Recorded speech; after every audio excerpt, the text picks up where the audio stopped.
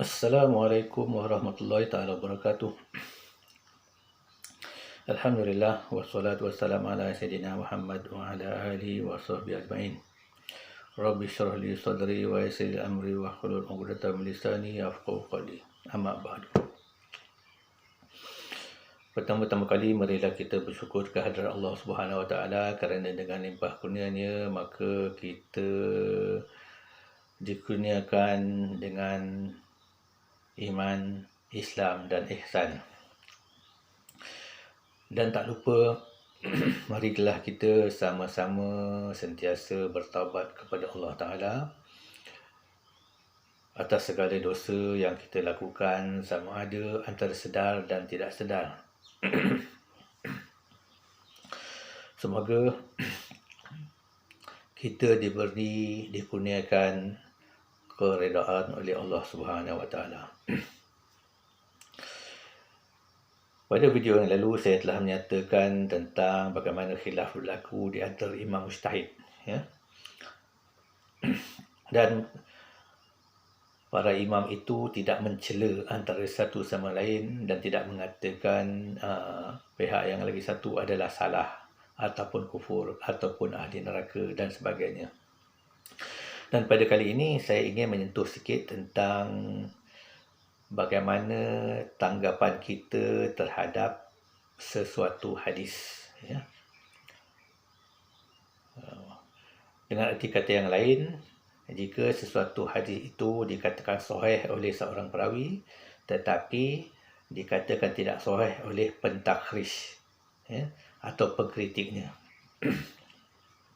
Tetapi sebelum saya melanjutkan kepada perkara tersebut, saya ingin menjelaskan sedikit tentang apa yang dinamakan ijtihad, ya. Kerana penting kita memahami dulu apa yang dikatakan ijtihad. Barulah kita masuk untuk membicarakan tentang bagaimana kita menanggapi antara dua pihak, iaitu perawi dan pengkritik. Dan saya akan menyatakan ijtihad ini dalam bentuk yang bahasa yang paling mudah, ya, untuk kita mudah faham.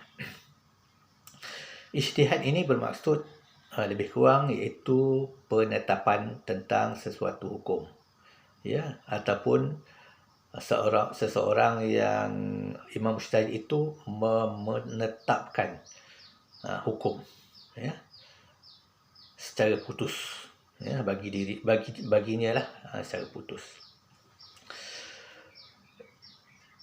Ijtihad ini berdasarkan ada satu hadis Nabi, ya,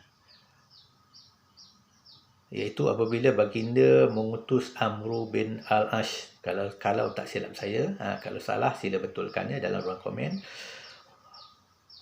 Nabi SAW mengutuskan Amru bin Al-Ash menjadi gubernur di Mesir, ya. Sebelum beliau berangkat ke Mesir, Nabi bertanya kepadanya, ya, jika terdapat masalah di kalangan umat Islam di Mesir, bagaimana kamu nak lakukan? Begitulah mafhum, ya, apa yang Nabi tanya kepada Amru. Amru menjawab, aku merujuk kepada kitabullah. Ya, Nabi bertanya lagi, jika tidak ada jawapan dalam kitabullah, Amru menjawab, aku akan merujuk kepada hadis Rasulullah. Ya. Rasulullah bertanya lagi, dan jika tidak terdapat dalam hadis, ya, Amru menjawab, aku akan menggunakan pendapatku sendiri. Ya. Jadi yang dimaksudkan tentang ijtihad ialah apabila Amru berkata, aku akan menggunakan pendapatku sendiri. Ini asal dasar ijtihad, iaitu menggunakan pendapatnya sendiri. Baik. Artinya jika tidak ada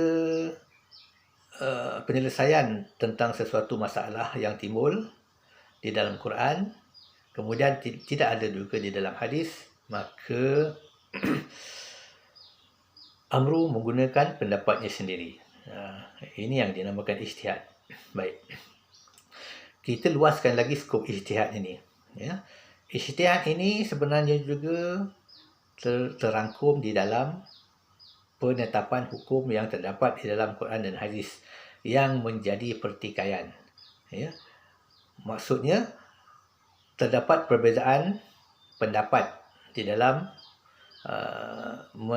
menyelesaikan permasalahan. Ya.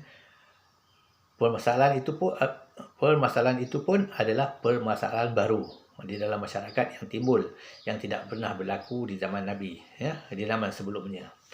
Maka apabila tidak ada di dalam Quran dan hadis, maka imam mujtahid, ya, dimaksudkan di sini ialah imam mujtahid lah, bukan orang-orang macam kita, akan mengambil jalan menyelidik di dalam Quran, adakah ayat-ayat yang hampir-hampir dapat menyelesaikan masalah tersebut. Jika tidak ada, dirujuk kepada hadis. Adakah hadis yang hampir-hampir dapat menyelesaikan masalah tersebut? Ya. Jika ada hadis ataupun Quran yang hampir-hampir dapat menyelesaikan masalah tersebut, maka diambil ayat ini untuk jadi dalil. Maka di sinilah datangnya kias. Datangnya kias, ya. Di sinilah datangnya kias. Dikiaskan sesuatu masalah itu dengan ayat Quran yang hampir, ya, walaupun tidak secara direct, ya, tidak secara direct, tetapi ayat Quran atau hadis itu hampir-hampir menyelesaikan masalah tersebut, ya. Ataupun diambil sesuatu hukum, ya, yang hampir-hampir menyamai masalah yang timbul. Itu dinamakan kias. Dan apabila telah imam mujtahid telah mendapat ayat-ayat yang berkenaan, maka mereka menetapkan inilah hukumnya. Inilah hukum yang menyelesaikan permasalahan yang timbul. Ya. Dan perkara ini dia tidak terlepas dari perbezaan pendapat dengan imam yang lain. Seperti yang saya telah sebutkan yang lalu, itu berbeza pendapat Imam Syafi'i dan Imam Abu Hanifah, dan juga dengan Imam Ahmad Ibn Hanbal, dan juga dengan Imam Malik. Ya. Saya telah jelaskan yang lalu secara ringkas. Maka inilah yang dinamakan ijtihad, ya, pada perkara baru yang tidak pernah berlaku di zaman sebelumnya, yang tidak terdapat jelas-jelas jalan penyelesaiannya di dalam Quran maupun sunnah. Ya. Tetapi dalam ijtihad ini, imam-imam mujtahid dia tidak sembrono, ya. Dia tidak secara mudah-mudah menetapkan hukum. Contohnya, apa masalah ini? Oh, masalahnya hukumnya ini haram, ya, sunat ataupun makruh. Tidak. Mereka akan menyelidik dengan penuh saksama, dengan penuh teliti sebelum berijtihad, sebelum menetapkan hukumnya. Sama ada secara kias ataupun dengan pendapat mereka sendiri yang hampir-hampir ataupun yang paling logik, ya, menyelesaikan masalah yang timbul, yang tidak bercanggah dengan ayat-ayat Quran dan hadis yang sedia ada. Ini kena faham, ya, ini kena faham dengan baik. Itulah maksud ijtihad, ya, dalam bahasa yang paling mudah, dalam penjelasan yang paling mudah. Ya.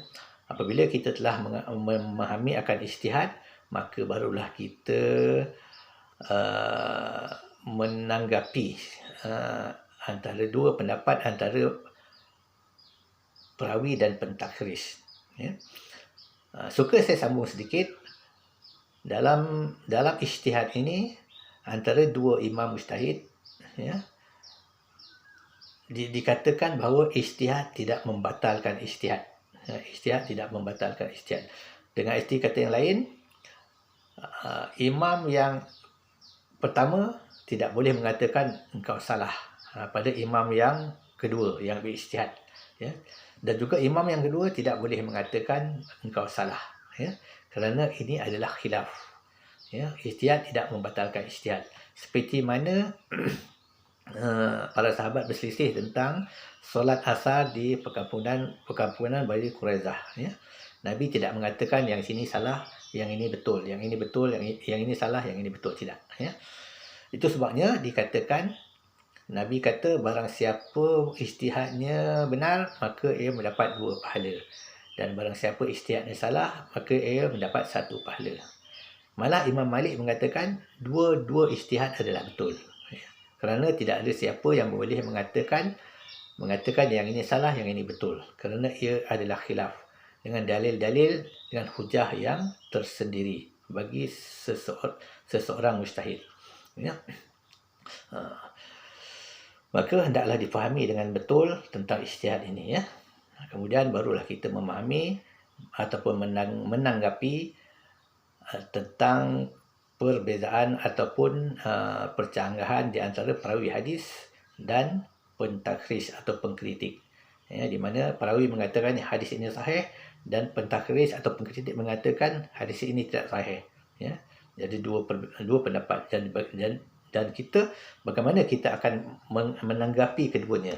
Apakah kita mengatakan ini hadis ini tetap sahih kerana perawi mengatakan sahih, ataupun kita kata hadis ini tidak sahih, ya, kerana pengkritik ni mengatakan tidak sahih, imam ini mengatakan perawinya ada yang tidak adil, ya. Jadi bagaimana kita nak menanggapi, kita sebagai orang awam, sebagai pengikut nak menanggapi perbezaan pendapat ini, ya.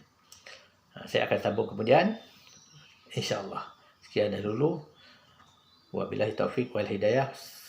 Wassalamualaikum warahmatullahi taala wabarakatuh. Wallahu a'lam.